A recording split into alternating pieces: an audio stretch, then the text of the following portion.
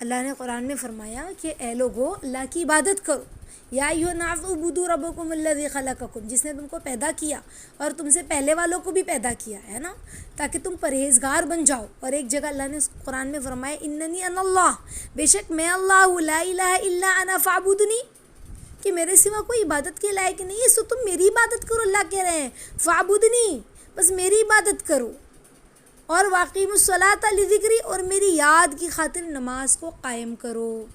سمجھ رہے ہیں؟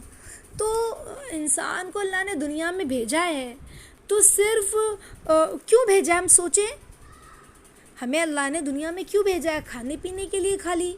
ہاں، بلکہ اللہ نے ہمیں اپنی عبادت کے لیے بھی حکم دیا ہے نا۔ اسلام میں عبادت کا مفہوم کیا ہے؟ دیکھو، اسلام جو ہے ایک دین توحید ہے، سمجھ رہے ہیں؟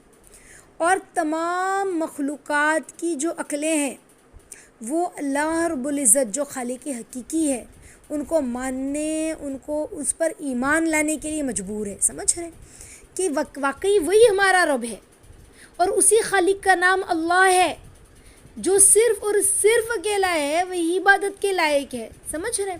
تو اسلام جو ہے وہ تمام دنیا کے لوگوں کو ایک نظریے پہ جمع کرتا ہے، سمجھ رہے ہیں؟ فرقہ واریت اور گروہ بندی کو ختم کر کے تمام انبیاء پر ایمان لانے کو لازم ٹھہراتا ہے۔ جتنی بھی انبیاء ہے سب کو نبی مانو، ہے نا، جو دنیا انسانیت کی ہدایت کے لیے بھیجے گئے ہیں۔ اسی طرح سے تمام کائنات کے لوگوں کی زندگی کو جو ہے یہ دین اسلام جو ہے وہ منظم کرتا ہے، سمجھ رہے ہیں؟ یعنی اللہ کے فیصلے کے مطابق نبی پاک صلی اللہ علیہ وسلم خاتم الانبیاء ہیں، اس چیز کو ہمیں ماننا ہے، اس کے بعد کوئی نبی نہیں آئے گا، سمجھ رہے ہیں؟ آپ کی شریعت صلی اللہ علیہ وسلم کی جو ہے وہ تمام شریعتوں کو اللہ کے حکم سے ہمارے نبی کی شریعت نے منسوخ کر دیا ہے۔ یعنی جتنے بھی نبی آئے وہ حق پر تھے، انہیں جو اللہ نے کہا تھا، جو آرڈر دیا تھا ان کے امتیوں کو، وہ بھی حق تھا، سمجھ رہے ہیں؟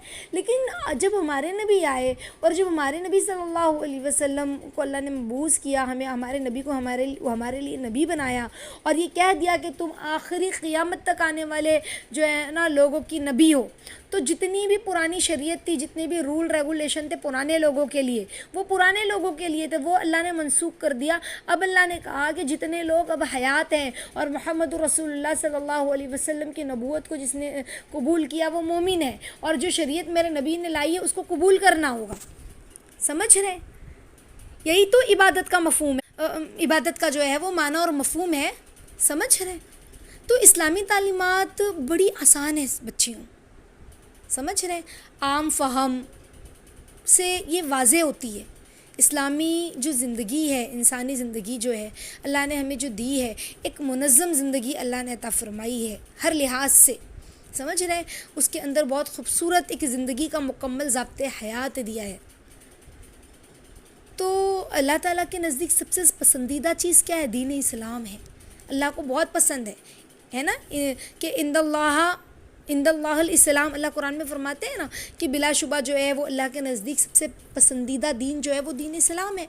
تو دین اسلام پسندیدہ دین ہے بے شک، لیکن یہ دین اسلام جو ہے مذہب اسلام میں عقیدت کی عقائد جو ہمارے ہیں اس کی اصلاح کرنا، اور اس کے بعد جو سب سے زیادہ اہمیت جس چیز کی تاکید ہے وہ عبادت ہے، سمجھ رہے؟ یعنی جو انسانوں کی پیدائش کا ایک سب سے بڑا مقصد ہے وہ کیا ہے؟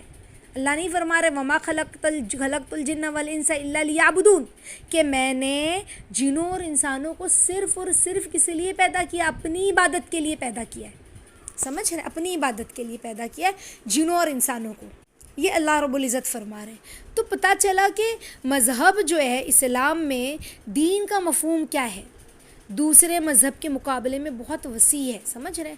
ہر وہ مطلوب عمل جو اللہ کی رضا کے لیے جو چیز کی جائے ایمان کے ساتھ ثواب کی نیت سے کی جائے وہ عبادت ہے۔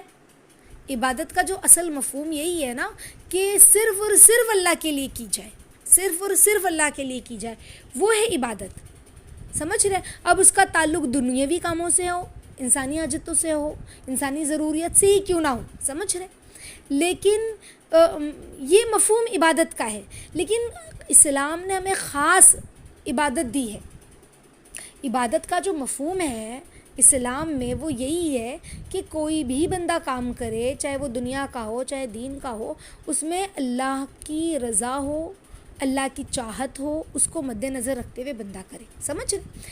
لیکن شریعت نے ہمیں اس دین اور شریعت نے خاص مشروعی عبادات جسے کہتے ہیں ارکان ہمیں دیے ہیں اسلام نے، جسے ہم فرائض کہتے ہیں، فرض، جیسے نماز ہے، زکوٰۃ ہے، حج ہے، سمجھ رہے، روزہ ہے. تو اس کی بڑی ایک اہمیت ہے، اس کا مقام ہے. سمجھ رہے، ان کے مقام اور ان کا اہتمام کرنا، ان کو پابندی سے ادا کرنا کہ جب مال ہو تو حج کرے، ہے نا، روزہ رکھے، صحت تندرستی ہر چیز ہونے پر، سمجھ رہے، نماز کی پابندی ہر حال میں کرے، یہ اللہ چاہتے ہیں. اور اسی کے ذریعے سے، ان تمام اعمال کے ذریعے سے، نماز ہے، روزہ ہے، زکوٰۃ ہے، حج ہے، ایک اللہ کی عبادت کرنا جو ہے، اسلام کے جو ارکان ہے، اس فرائض جو ہے نا، کلمہ پڑھنے کے بعد انسان لا الہ الا اللہ محمد رسول اللہ پڑھنے کے بعد یہ جو چاروں فرائض ہمیں دیے گئے ہیں دین کے، جو عبادات میں جن کا نام آتا ہے، تو یہ تمام کے ذریعے انسان کیا کرتا ہے؟ اللہ سے ثواب کی امید رکھتا ہے. سمجھ رہے؟ تو یہ عبادت ہے. تو ہمیں اب چیک کر رہے ہیں کیا ہم اپنی عبادتوں کو صحیح ڈھنگ اور صحیح انداز سے کر رہے ہیں. اللہ نے جو ہمیں شریعت دی ہے، جس طرح سے اللہ نے نماز کا احکام بتلایا ہے، کیا ہم نماز کی پابندی کر رہے ہیں اور کیسی کر رہے ہیں؟ اور نماز کے لیے ہمارے دل میں طلب کیا ہے؟ سمجھ رہے ہیں؟ نماز کے لیے ہمارے دل میں چاہت کیا ہے؟ نہیں حدیث میں آتا ہے کہ 8 لوگ ایسے ہوں گے جو عرش کے سائے میں ہوں گے، جس دن قیامت کے دن اس اللہ کے سائے کے علاوہ کوئی سایہ نہ ہوگا، اس وقت وہ اتنے مزے سے عرش کے سائے میں ہوں گے. یہ بولنے کے لیے اور سننے کے لیے آپ کو بہت آسان لگا، مجھے بولنا آسان لگا، آپ کو سننا آسان لگا، لیکن عرش کا سایہ کیا جانتے بھی ہو؟ سورج سوا نیزے پہ ہوگا، ایک بالشت اوپر. ایسے میں انسان پسینے سے شرابور ہے. اور کچھ لوگ ایسے ہوں گے جو اطمینان سے اللہ کے عرش کے سائے میں ہوں گے، ٹھنڈی ٹھنڈی ہوائیں چل رہی ہوگی، سکون سے کھڑے ہوں گے، اطمینان سے، ان کا دل اطمینان میں ہوگا. سمجھ رہے ہیں؟ ایسے ہوں گے وہ لوگ، ایسے ہوں گے. اور ان میں سے کون سا ہوگا ایک شخص؟ وہ جس کا دل مسجد میں اٹکا رہے، ایک نماز کے بعد دوسری نماز کا انتظار کرنے والا. سمجھ رہے؟ اب عورتوں کی مسجد تو اس کا گھر ہے نا، تو نماز کا انتظار، اس کا اہتمام کہ ابھی اذان ہونے والی ہے، جلدی جلدی کاموں سے فارغ ہو کے وضو بنا کے تیار رہوں پہلے سے، کہ مجھے پہلی فرصت میں نماز پڑھنا ہے، اول وقت اللہ کے سامنے کھڑے ہونا ہے. منادی آواز دے گا، مؤذن سے صدا لگائے گا، حی علی الصلاۃ، آؤ نماز کی طرف، حی علی الفلاح، آؤ کامیابی کی طرف. اس سے پہلے میں وضو بنا کے کھڑی ہو جاؤں، اللہ کے سامنے میرا رب مجھے بلا رہا ہے. سمجھ رہے؟ ایسا نماز کا جو ہے نا ایک جذبہ، ایک شوق، ایک ذوق ایسا ہو. رمضان المبارک آ رہا ہے، اس کی تیاری بندہ کرے، جیسے ہم لوگوں نے رجب سے تیاری شروع کی تھی، یاد ہوگا آپ لوگوں کو. اسی طرح سے حج کا موسم آ رہا ہے، حاجی حج سیکھ رہے. اب تو ساری فلائٹ میرے خیال سے حج پر چلی بھی گئی ہوگی. حاجی حج سیکھ رہا ہے، حج کا موسم آئے تو ہمارے اندر بھی ایک طلب ہو کہ اللہ میں بھی حج سیکھوں. بھلے میرا نمبر ابھی نہیں لگا ہے، لیکن اللہ آپ کے لیے کیا مشکل ہے، یہ فرض ہے. اگرچہ میرے پاس مال نہیں اور مجھ پر ابھی یہ فرض نہیں ہوا ہے، لیکن اللہ میں بڑی چاہت رکھتی ہوں کہ میں اس فرض کو بھی ادا کروں. یا اللہ میں بڑی چاہت رکھتی ہوں کہ میں جو ہے نا اس فرض کو پورا جو ہے ادا کرنے والی بنوں. یا اللہ میری بڑی چاہت ہے. سمجھ رہے؟ تو بندے کے اندر ایسی چاہت ہو، طلب ہو، یہ ایمان ہے، یہ عبادات ہے نا. بھی حاجی حج کر رہا ہوگا، ہم تو بقرعید کی تیاری میں لگے ہیں. بھائی بقرعید کی تیاری، مسالے بھون کے رکھ رہے ہیں، کہیں کوئی برستہ بنا رہا ہے، کوئی صفائی کر رہا ہے، تو کوئی منڈیوں میں جو ہے جانور خرید رہا ہے. الحمدللہ یہ سب تو ہمیں کرنا ہے، لیکن اصل کیا ہے؟ یا اللہ اتنا بڑا عبادت کا موسم آ رہا ہے، پھر نوافل روزے، ذی الحجہ کے جو عشرہ ذی الحجہ کے جو روزے آتے ہیں، ہاں عرفہ کا روزہ، اور یہ جو بڑی راتیں، انشاءاللہ اس پہ الگ سے میں آپ لوگوں کو بتلاؤں گی، اللہ نے زندگی رکھی تو کتنی قیمت ہے. یہ ذی الحجہ کی چاند رات سے ہی جب مہینہ شروع ہو جاتا ہے تو اس کی راتیں شب قدر کے برابر ہے، اس کے دن جو ہے وہ بڑے قیمتی ہیں، اس کی راتیں بھی قیمتی ہیں. تو ہم بہت قدر کریں ان دنوں میں، ان راتوں میں گناہ نہ کریں، بلکہ ایک طلب ہو، ایک ذوق ہو کہ اللہ حاجی تو لبیک اللہم لبیک کی صدا لگا رہے ہوں گے. سمجھ رہے؟ تو کیا ہے عبادت کا مفہوم؟ بندہ اللہ کی طرف اس کا دل جڑا ہوا رہے. کھانا بنا رہا ہے جلدی جلدی، کیوں؟ ابھی نماز کا وقت ہونے والا ہے، میں جلدی جلدی کھانا بنا کر فارغ ہو جاؤں تاکہ میں نماز پڑھ سکوں.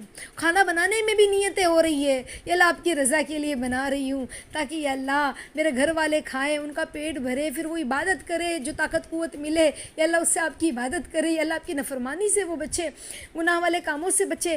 بندہ اچھی نیت کر کے بنائے تو وہ کام بھی عبادت بن جاتا ہے. سمجھ رہے ہیں؟ تو اسلام میں بہرحال جو عبادت خاص کہی گئی ہے وہ عبادت کیا ہے؟ نماز، روزہ، زکوٰۃ، حج. اور اصل عبادت کا مفہوم کیا ہے؟ بندے کا دل ہر لمحہ ہر پل اللہ سے جڑا ہو. ٹھیک ہے؟ تو اللہ تعالیٰ ہم سب کو کہنے سننے سے زیادہ عمل کی توفیق عطا فرمائے. آمین یا رب العالمین.